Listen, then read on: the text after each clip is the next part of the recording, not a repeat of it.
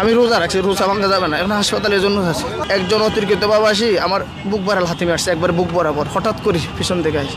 ওরা সামনে আসছে, ওরা আমাদেরকে ধাক্কা দিচ্ছে। এখন আমি সামনে গেছি আর ওরা একজন অতিরিক্ত বাবাসী আমার বুক বাড়াল হাতিমে আসছে, একবার বুক বরাবর হঠাৎ করে পিছন থেকে আসে, লাথি মারা শুরু করে পিছন দিয়ে। আমরা তাদেরকে না মেরে আমরা এমনি বারবার বাধা দিচ্ছি আর কি, হাত দিয়ে ডালার লাঠি দিয়ে আমরা বাধা দিচ্ছি, আপনারা আসেন। হঠাৎ করে লাথি মারছে আমার এই জায়গায়। আমি রোজা রাখছি, রোজা ভাঙা যাবে না, এখন হাসপাতালের জন্য আছে। হঠাৎ করে লাথি মারছে তারা। আমরা দেখলাম যে দুজন পুলিশ সদস্য আপনি সহ আর একজন লুকিয়ে পড়েছে। আমি তো কিছু দেখতেছি না, আমি তো করার পরে সবাই ধরে আনছে, আমি তো ওখান থেকে ওরা ধরে আসছে। আপনার নাম কি ভাই? আমার নাম সাইফুল ইসলাম। আচ্ছা, আপনি ডিএমপিতে কর্মরত আছেন? জি। দর্শক, যেমনটি দেখলেন একজন পুলিশ সদস্য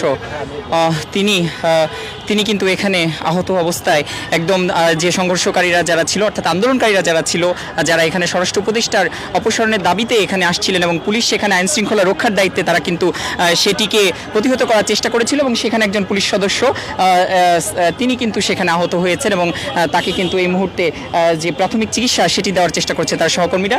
এবং আমরা দেখতে পাচ্ছি যে আরও একজন পুলিশ সদস্য তিনিও কিন্তু এখানে আহত অবস্থায় এখানে রয়েছেন। আমরা দেখতে পাচ্ছি যে এই যে সেই পুলিশ সদস্য যিনি আহত অবস্থায় আছেন এখানে। এই ঈদে জামা জুতো অ্যাক্সেসরিজের ডিসকাউন্ট। দর্শক, পুলিশের যে সদস্যরা সেখানে মোতায়েন ছিলেন তারা আইন শৃঙ্খলা রক্ষার দায়িত্বে কিন্তু সেখানে সরব উপস্থিতি রেখেছিলেন এবং যেহেতু এটি একটি গুরুত্বপূর্ণ জায়গা, অর্থাৎ প্রধান উপদেষ্টার বাসভবন থেকে শুরু করে সরকারের যে উচ্চপদস্থ কর্মকর্তারা রয়েছে তারা এখানে বসবাস করে থাকেন, সেই লক্ষ্যে কিন্তু পুলিশ তাদের যে পেশাগত দায়িত্ব সেটি পালন করার চেষ্টা করছিলেন এবং সেখানে কিন্তু আমরা লক্ষ্য করেছি যে যে আন্দোলনকারীরা রয়েছিলেন তারা কিন্তু স্বরাষ্ট্র উপদেষ্টার পদত্যাগের দাবিতে সেখানে এসে জড়ো হন এবং এক পর্যায়ে পুলিশের যে ব্যারিকেডটি ছিল সেটি ভেঙে কিন্তু তারা সামনের দিকে এগোনোর চেষ্টা করেন এবং সেখানে আমরা দেখতে পাই যে পুলিশ আইন শৃঙ্খলা রক্ষার দায়িত্বে সেটিকে সরিয়ে দেওয়ার চেষ্টা করে এবং পরবর্তীতে এই যে দুজন পুলিশ সদস্য তাদেরকে আমরা গুরুতর অবস্থায় দেখতে পাই এবং তাদের যে সহকর্মীরা রয়েছে তারা কিন্তু এখান থেকে তাদেরকে নিয়ে যে প্রাথমিক যে চিকিৎসা সেটি কিন্তু তারা করছেন। তো এই হচ্ছে আন্দোলনের যে সর্বশেষ পরিস্থিতি।